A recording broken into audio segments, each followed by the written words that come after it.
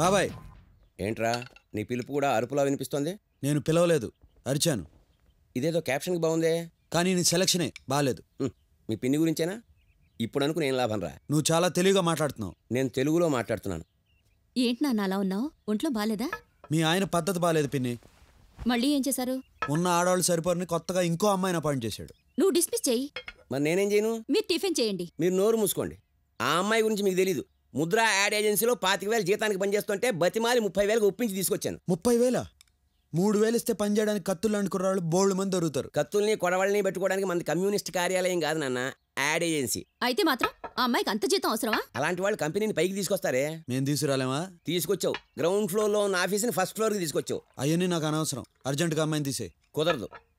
మనం చేసే యాడ్లన్నీ లిప్స్టిక్లు, స్నోలు, పౌడర్లకు సంబంధించినవిరా. వాటి గురించి ఆడవాళ్ళకైతేనే బాగా తెలుస్తుంది. చా, మరి పట్టు చీరల షాప్లో అమ్మాయి వాళ్ళందరూ మగాళ్ళు ఎందుకుంటారు? నువ్వు వెధవ లాజిక్లు చెప్పకు. మాట మార్చొద్దు. మీరు అమ్మాయిని తీసేస్తున్నారా లేదా? నేను ఒకసారి అపాయింట్మెంట్ ఆర్డర్ ఇచ్చానంటే 10 years శాలరీ ఇచ్చినట్టే.